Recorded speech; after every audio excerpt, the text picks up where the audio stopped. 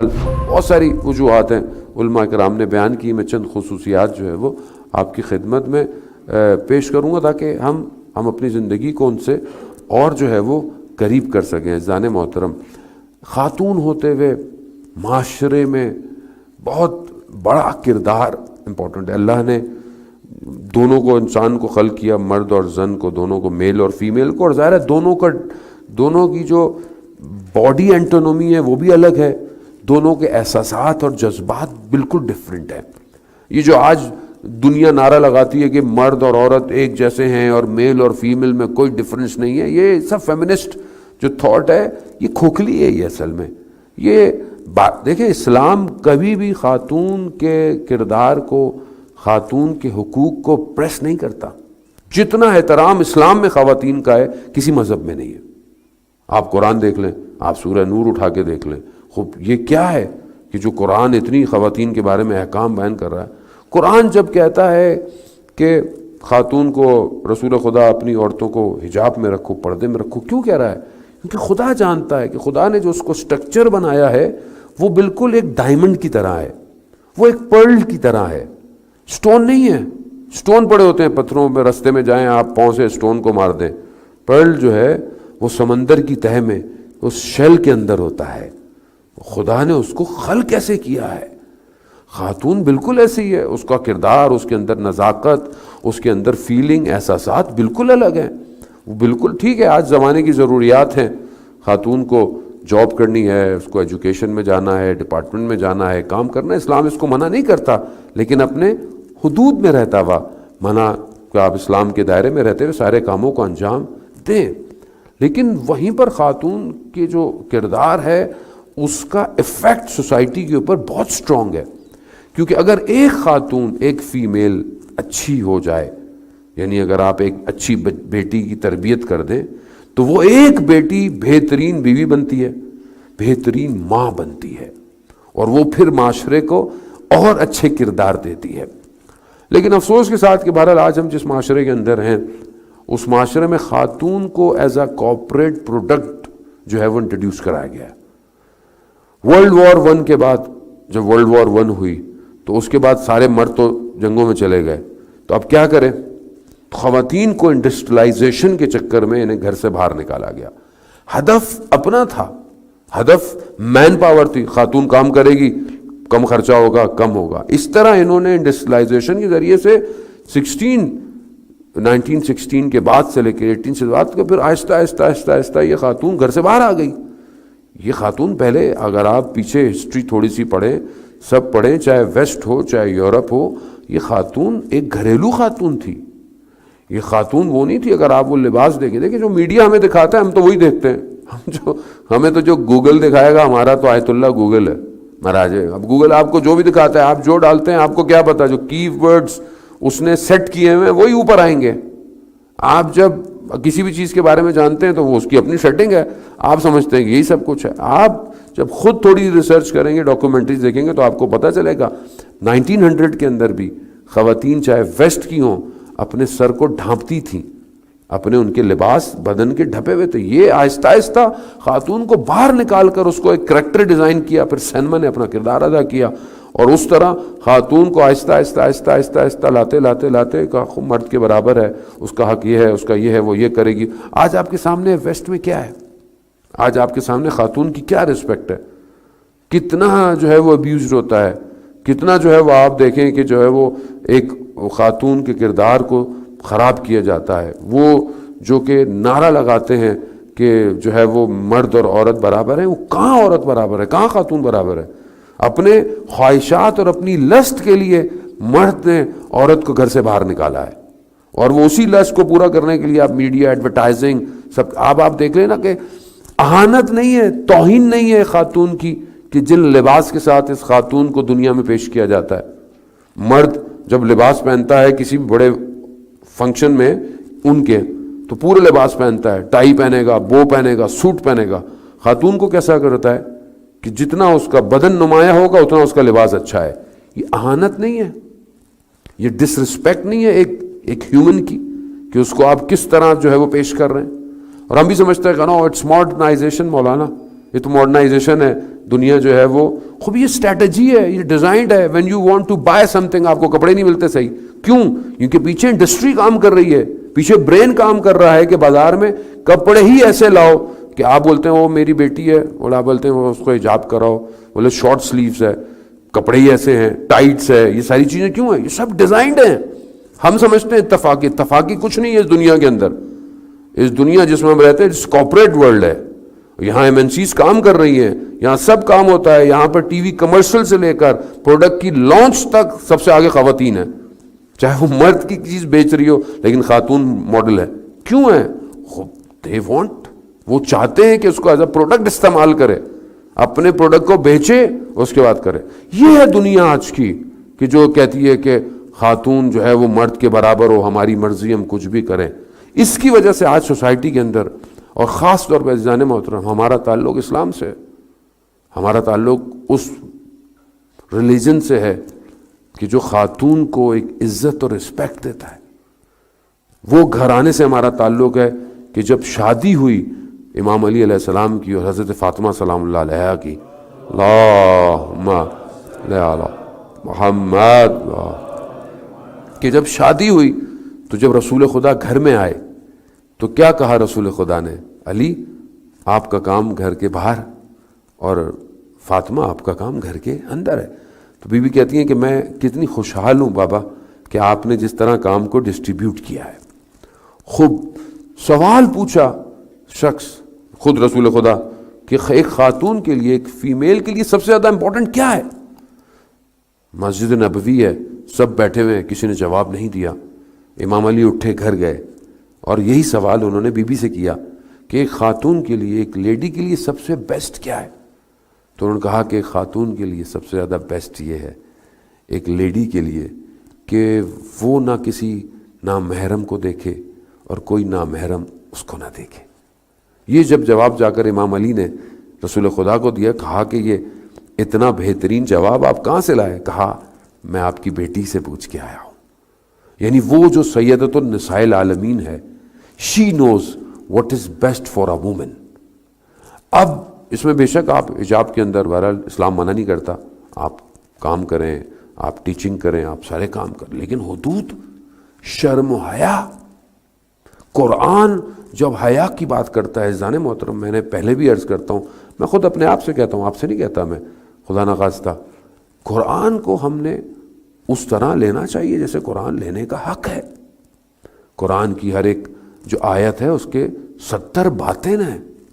قرآن جب خاتون کی حیا کا ذکر کر رہا ہے, آپ متوجہ ہوئے قرآن کہاں حیا کا ذکر کر رہا ہے؟ بہت سی جگہوں پر. جب حضرت موسیٰ علیہ السلام جب نکلے تھے اور جب بھوکے اور پیاسے تھے, خدا کی بارگاہ میں کہا, خدا کی بارگاہ میں دعا کی, تو ایک جگہ پہ پہنچے کہ جہاں پر لوگ پانی بھر رہے تھے, تو دیکھا کہ 2 خواتین, 2 لیڈیز آئی ہوئی ہیں فیمیل, اور انتظار کر رہی ہیں. تو انہوں نے کہا کہ کیوں انتظار کر رہی ہیں؟ کہا کہ مرد ہیں, پانی بھر رہے ہیں, ہمیں پانی بھرنا ہے. کہا کہ میں بھر دیتا ہوں. پانی بھر کے دیا, اور پھر وہ حضرت شعیب کی بیٹیاں تھیں جو پروفٹ تھے, اور انہوں نے جا کر تعریف کی کہ اس کو جو ہے وہ آپ کام پہ رکھ لیں.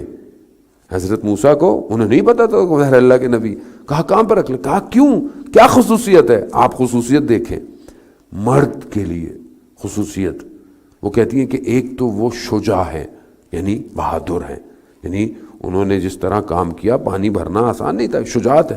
دوسرا ان کے اندر حیا پائی جاتی ہے. اللہ اکبر. کہا کیسے؟ کہا کہ جب آپ نے کہا نا کہ ان کو لے کر آئیں, چلیں ہمارے گھر کی طرف, تو ہمیں راستہ پتا تھا, انہیں تو نہیں پتا تھا, تو ہمیں آگے چلنا چاہیے تھا, وہ پیچھے چلتے.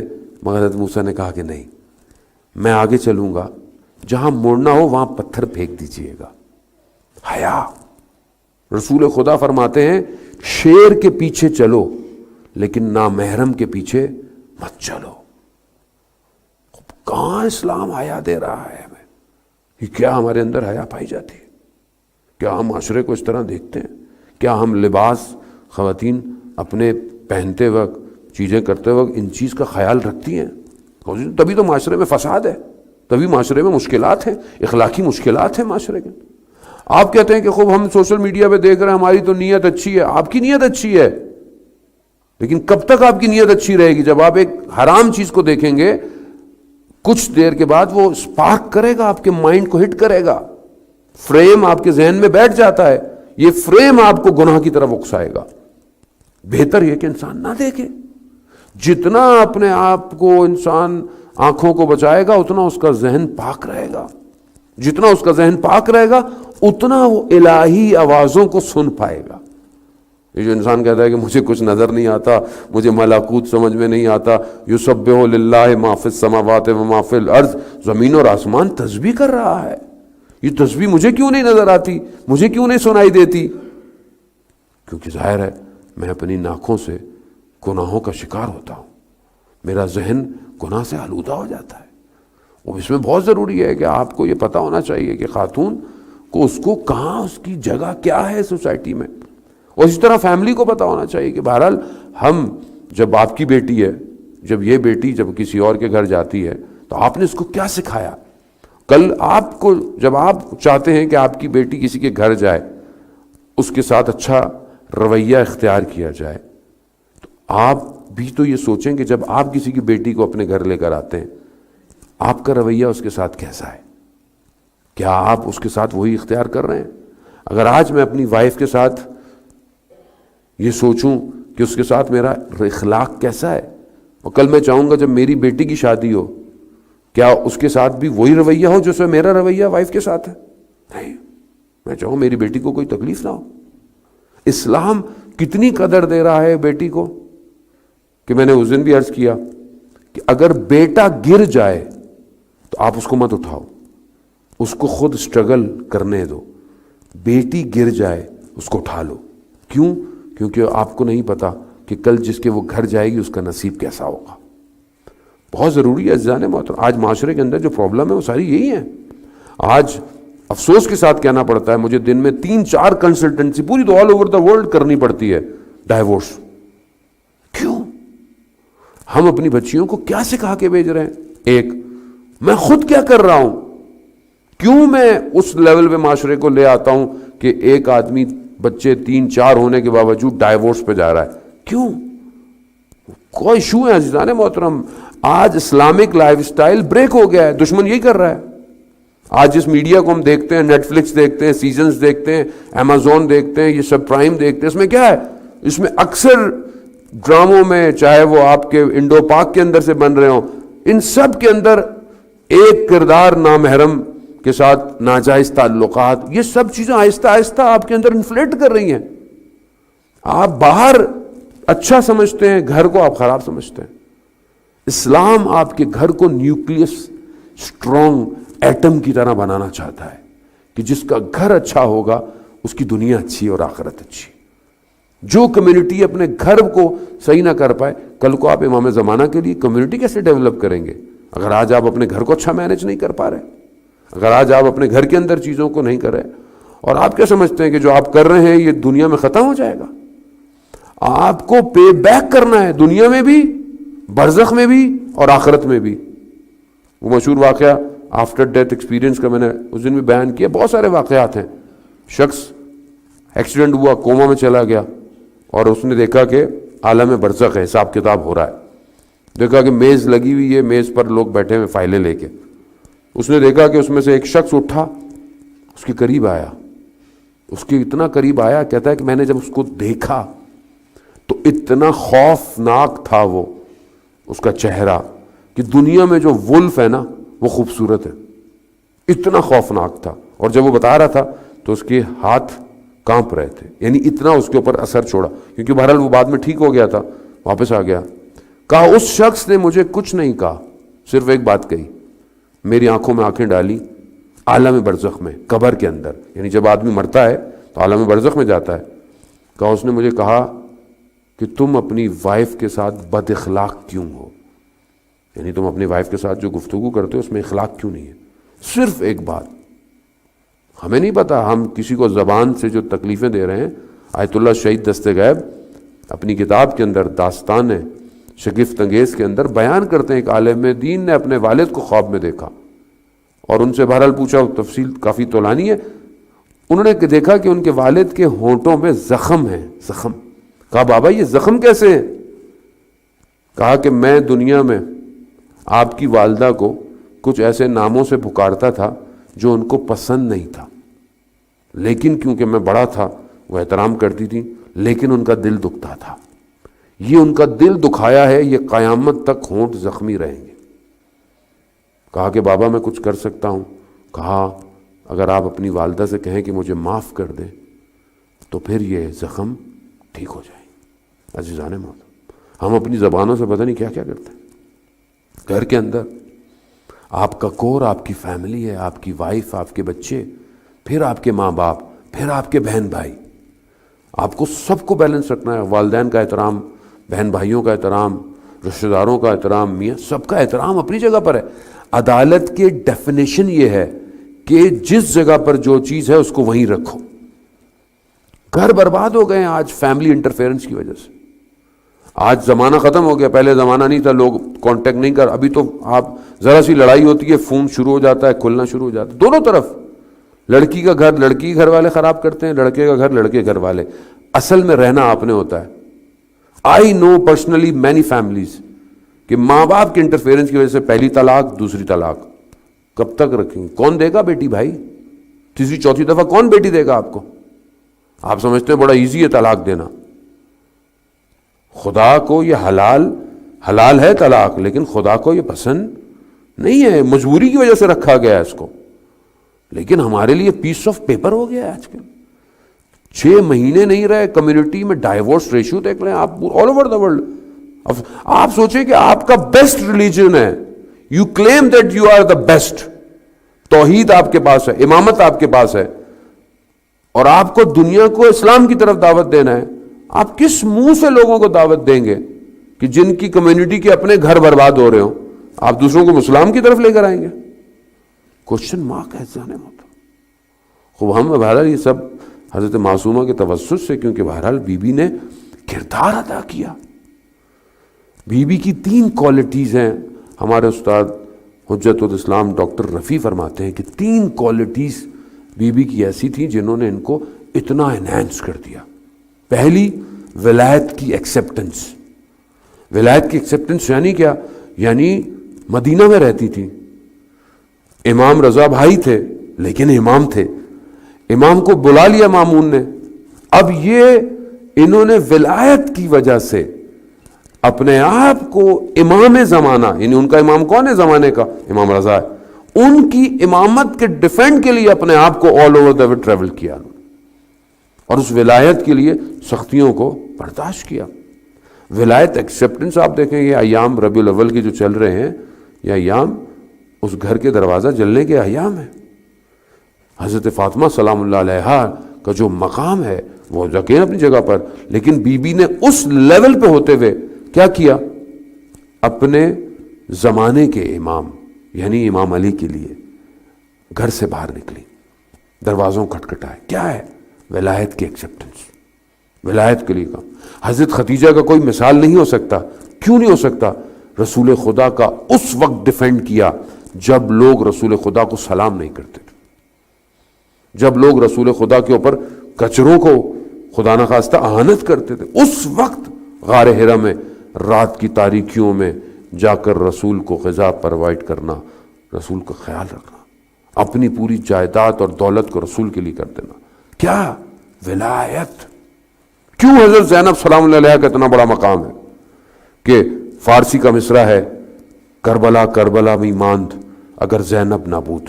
کربلا کربلا میں رہ جاتی اگر زینب نہ ہوتی۔ کیوں؟ ولایت۔ تو یہ ولایت آج being as a woman, lady ہوتے ہوئے ہماری مائیں بہنیں، کیا امام زمانہ کی ولایت ہے؟ کیا امام زمانہ کے لیے زندگی گزر رہی ہے؟ کیا امام زمانہ کے لیے کام ہو رہا ہے؟ یقیناً لوگ کر رہے ہیں، کام کر رہے ہیں، محنت کر رہے ہیں۔ ایسا نہیں ہے کہ آج میں گیا تھا جو ڈاؤن ٹاؤن آپ کے جو لوکلز کے مدرسے ہیں وہاں پر لیڈیز کے ساتھ گیا، دیکھا کہ کس طرح وہاں پہ کام کر رہے ہیں۔ بہرحال امام زمانہ کے لیے کام ہے، چاہے ایک پتھر کیوں نہ اٹھایا جائے، ایک کتاب کیوں نہ دی جائے، ایک بچے کو درود کیوں نہ سکھا دیا جائے، امام زمانہ کے لیے کام ہے یہ۔ ہمیں تو پتہ نہیں چلتا, ہمارے تو بڑے اچھے لیوشنگ مدرسے میں, وہاں دیکھ کر آیا مدرسوں کی حالت, اور جو بہرحال ہے ہمیں چاہیے کہ بہرحال ہم اپنے حساب سے اس میں کنٹریبیوٹ کیا کریں. زان محترم, جو اللہ کی راہ میں دیا جائے گا وہی باقی ہے, جو خود خرچ کیا جائے گا اس کا حساب کتاب ہے. ہم کس طرح ولایت کو ایکسیپٹ کر رہے ہیں. آج ہم ولایت کے لیے کیا کر رہے ہیں؟ آج ہماری 24 گھنٹوں میں یا پورے 7 days a week, ان میں کتنا ٹائم ہمارے لیے امام زمانہ کے. انشاءاللہ عید زہرہ تک آپ کی خدمت میں ہے تو چیزیں جو ہو سکا آپ کی خدمت میں ٹرانسفر کریں گے. دوسری چیز جو حضرت معصومہ سلام اللہ علیہ کی انہینس ہوتی ہے وہ ہجرت ہے, مائگریشن ہے. سورہ نساء کی آیت نمبر 100 میں کہ جہاں پر پروردگار ارشاد فرماتا ہے میں یخرج بہت ہی اپنے گھر سے جو نکلتا ہے اللہ مہاجر اللہ, اللہ کی طرف, وہ رسول کی طرف, وہ ہے کہ خدا خود اس کو اس کا اجر دیتا ہے. بی بی معصومہ سلام اللہ علیہ نے ہجرت کی اللہ کی خاطر, رسول کی خاطر, امام کی خاطر. اور رستے کے اندر ہرڈلز, پریشانیاں, اور اسی رستے کے اندر ان کے ساتھ ان کے اوپر اٹیک ہوا, وہ صحابہ پہ پہنچی, وہاں سے پھر وہ کم گئیں, 70 days وہ زندہ رہیں, اور اس کے بعد بہرحال ان کا وفات ہو گئی. تو یہ ہمیں بھی زندگی میں دیکھیں ہجرت جو مائگریشن ہے نا وہ فیو کائنڈز ہے. ایک تو انسان فزیکل ہجرت کرتا ہے, وہ بہرحال. ایک ہجرت عقیدتی ہے, یعنی انسان اپنے عقائد کی طرف ہجرت کرتا ہے.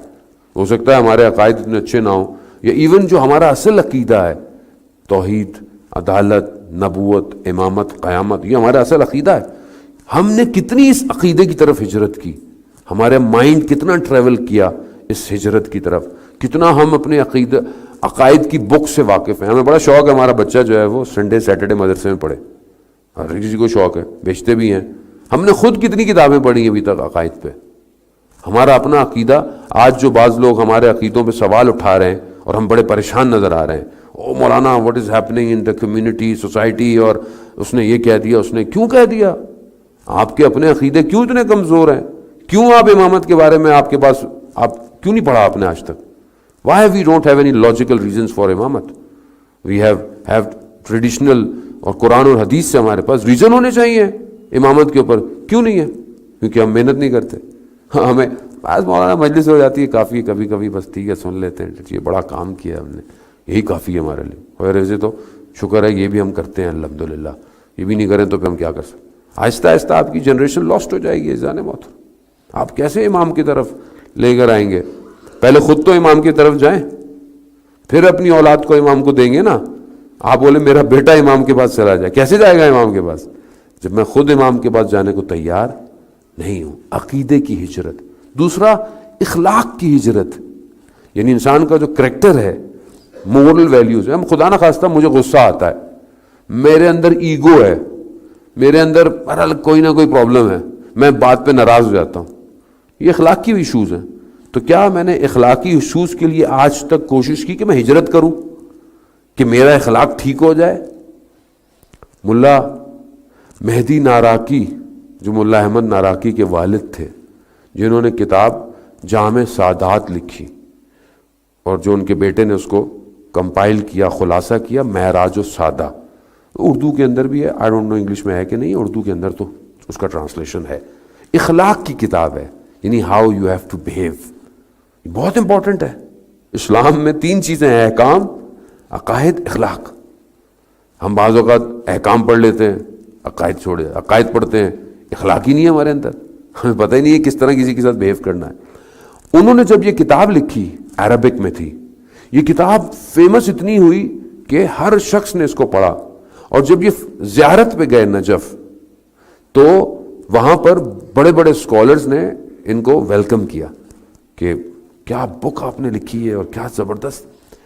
ایک اسکالر ان سے ملنے نہیں آیا, تو انہوں نے کہا کہ چلو میں خود ملنے چلا جاتا ہوں. اور لوگوں نے بولا کیا کر رہے ہیں آپ مولانا, وہ ان کو آنا چاہیے تھا, آپ کو کہا نہیں.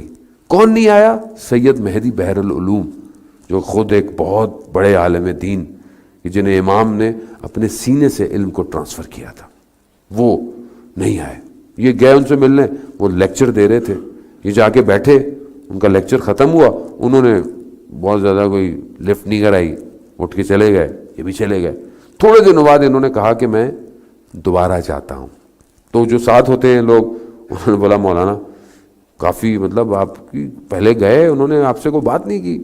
کہا نہیں، سید بزرگوار یہ گئے، پھر پہنچے، پھر وہ لیکچر دے رہے تھے، لیکچر ختم ہوا، وہ اٹھ کے چلے گئے۔ یہ خیر گئے کربلا، کاظمین، سامرا زیارت کر کے یہ واپس نجف آئے، اور پھر یہ نجف سے واپس جا رہے تھے، انہوں نے کہا میں ایک اور دفعہ سید کی زیارت پہ جاتا ہوں۔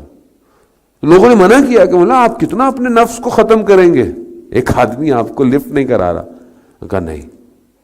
جیسی جانے لگے اور سید مہدی بحر العلوم کو پتہ چلا کہ یہ آ رہے ہیں، دوڑتے ہوئے گلی کے کونے سے آ کے ان کو ریسیو کیا، بٹھایا، بات کی، ان سے پوچھا کہ آپ مجھ سے پوچھیں گے نہیں کہ میں آپ سے ملنے نہیں آیا، اور آپ 2-3 دفعہ آئے، میں نے آپ سے صحیح طرح گفتگو نہیں کی؟ کہا نہیں۔ کیوں؟ کہا میں یہ دیکھنا چاہتا تھا یہ جو اخلاق کی کتاب آپ نے لکھی ہے، یہ اخلاق آپ کے اندر پایا جاتا ہے کہ نہیں پایا جاتا؟ خود مہاجر یعنی انسان واقعا اخلاق انسان کا ہے۔ ہم اپنے ایگو میں پھنسے ہوئے، کسی نے ہم سے صحیح طرح سلام کا جواب نہیں دیا، ہم کہتے ہیں چھوڑو بھائی کیا ضرورت ہے۔ رسول خدا کا اخلاق دیکھیں، بچوں کو سلام میں پہل کرتے ہیں، کوئی بچہ یہ نہیں کہہ پایا کہ میں پہلے سلام کو، چاہے دشمن بھی ہو تو بھی اس سے گفتگو کیسے ہو۔ اخلاق انسان کو بدل دیتا ہے۔ ہماری تو کسی سے آئیڈیالوجی نہیں ملتی، ہم تو اس کو مڑ کے منہ نہیں دیکھتے، تو کیا کل کو لوگوں کو اپنی طرف اٹریکٹ کریں گے؟ مہاجرت اخلاق کی طرف، اس کی بہت ضرورت ہے معاشرے میں۔ تیسری چیز جو بی بی معصومہ کی، اور بہرالوقت بھی جو ہے وہ اختتام کی طرف ہے، جو ہماری خواتین کے لیے بہت امپورٹنٹ ہے، وہ عبودیت یعنی بندگی، جو ہم سب کے لیے، مرد کے لیے بھی، اور حجاب۔ یعنی تاریخ میں بیان ہوتا ہے کہ جب بی بی آئی ہیں کم میں، کسی نے بی بی کے چہرے کو نہیں دیکھا، 17 دن وہ اپنے عبادت میں رہیں، حجرے میں رہیں، ان کا انتقال ہو گیا اور ان کو دفن کر دیا گیا۔ خب حجاب آج ماڈرن دنیا کے اندر ایک بہت مشکلات بھی ہیں، چیزیں بھی ہیں۔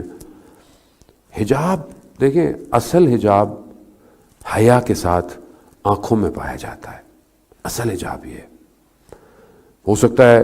اور حجاب مرد اور خاوت یعنی عورت، لیڈی، دونوں کے لیے، صرف خواتین کے لیے نہیں حجاب کہ آپ بولیں کہ صرف فیمیل کو حجاب، ہاں مرد کو بھی حجاب کرنا ہے۔ مرد کا حجاب اس کی اپنی حیا ہے، ضروری نہیں ہے کہ آپ کسی جگہ پہ جائیں گے تو سب مسلم ہوں۔ ابھی آپ یہاں باہر روڈوں میں گھومتے ہیں، every body is not Muslim, اور ہر کوئی اپنی مرضی کے کپڑے پہنا ہوا ہے، تو اب آپ کیا بولیں گے؟ بھائی وہ پہنا ہوا ہے، مجھے اس سے کیا؟ نہیں، آپ کے اپنے اندر حیا ہونی چاہیے۔ تو یہ حجاب، پہلا حجاب یہی ہے۔ خواتین ظاہراً بڑے عبائے پہن لیں، سب پہن لیں، لیکن اندر حیا نہیں، کیا کریں گے جب کا؟ اندر حیا ہونی چاہیے۔ ظاہر اسلام جو ظاہر کہتا ہے وہ آپ کو کور کرنا ہے، جو اسلام ظاہر میں جتنا حجاب ہے، جتنا چہرہ کور کرنا ہے۔ اسی لیے جو امام خمینی کا مشہور جملہ ہے، ایک نگاہ نامحرم انسان کو 20 سال یا صدیوں کے فاصلے پہ پھینک دیتی ہے۔ ایک نگاہ، ایک حرام نگاہ۔ اور خدا نہ خواستہ آج یہ سوشل میڈیا ہمیں کتنا برباد کر دیا ہے اس نے۔ آج آپ کو کہیں جانا نہیں پڑتا، آج آپ اپنے ہاتھ میں موبائل کھولتے ہیں، دیکھتے ہیں، پتہ نہیں کیا کیا آپ کو نظر آتا ہے۔ یہ اس کا ڈیزائنڈ ایسا ہے، سسٹم اس کا ایسا ہے کہ جو چیز برائی ہے اس کو اوپر لے کر آتا ہے وہ۔ آپ چاہے اچھی چیز بھی سرچ کر رہے ہو نا، وہ آپ کو اپنی مرضی کی چیز دکھائے گا۔ تو آج ہم کیا اپنے آپ کو بچا پا رہے ہیں؟ عزیزان، اگر یہ نگاہیں حیا نہیں رکھیں گی تو یہ وقت کے امام کو کیسے دیکھیں گی؟ خود سوچیں کہ خدا نہ خواستہ میں آنکھوں سے گناہ کرتا ہوں تو میں اپنے وقت کے امام کو کیسے دیکھوں گا؟ خوب یہ کوالٹی بی بی معصومہ کی تھی جو ہمیں جو ہے وہ بہرحال اپنے اندر کرنی چاہیے۔ بی بی معصومہ کا کردار، اگر ہم اس کردار کو سمجھ نہیں پائے تو علماؤں کو دیکھیں جو اطراف میں ہیں کہ کہاں پہنچا دیا بی بی نے۔ آیت اللہ مراشی نجفی 70 سال 70 ایئرز پہلے زائر تھے بی بی معصومہ کے۔ ظاہر ابھی تو حرم کھلے ہوتے ہیں 24 گھنٹے، پہلے حرم نہیں کھلتے تھے، بند ہو جاتے تھے۔ صبح صبح جب دروازہ کھلتا تھا حرم کا، پہلی زیارت کون کرتا تھا؟ آیت اللہ مراچی نجفی. وہ کس مقام پہ پہنچا دیا کہ ان کی زیارتیں ائمہ کے ساتھ. وہ خود ان کی زندگی میں بتاتے ہیں جب وہ شروع میں تھے کنبھ کے اندر، تو اپنی بیٹی کی انہوں نے شادی کرنی تھی اور ان کے پاس فائنینشلی نہیں تھا اتنا، تو بیوی کی خدمت میں آئے اور بیوی کی خدمت میں بڑا اس سے کہ میں کہاں اپنی بیٹی کو دوں، کس طرح میں اپنی بیٹی کی شادی کروں، میرے پاس کچھ ہے ہی نہیں، اور تھوڑے سے ناراض ہو کر چلے گئے. سوئے، خواب میں دیکھا کہ حرم کا خادم آیا ہے. اس نے کہا کہ آپ کو بیوی نے بلایا ہے. وہ صحن آئینہ جو سب سے بڑا صحن ہے حرم کا، وہاں یہ گئے، دیکھا کہ کچھ خواتین جو خدام ہیں وہ حرم کی صفائی کر رہی ہیں، اور انہوں نے کہا کہ یہیں رکیے، بی بی خود تشریف لائیں گی. اور جو انسان اس مقام پہ پہنچ جاتا ہے، بی بی تشریف لائیں، کیونکہ خود بھی سید تھے، بی بی کے آگے جھک گئے، اور ظاہر ہے جد کی طرح ان کی ماں کی طرح ان کے آگے جھکے. اور بی بی نے کہا کہ شہاب نام تھا ان کا، شہاب مرشی، شہاب جب سے تم کم آئے ہو ہماری نگاہ تمہارے اوپر ہے، ہم نے کب تمہیں چھوڑا. شرمندہ ہوئے، آنکھ کھل گئی، گریہ کرتے ہوئے بی بی کے حرم میں گئے، بھی میں معافی چاہتا ہوں. اور تھوڑے دنوں میں بہرحال ان کے حالات بہتر ہو گئے. عزیزان محترم،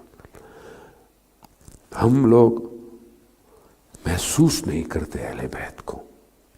اہل بیت ہیں، ہمیں محسوس کرنا پڑتا ہے اہل بیت کو.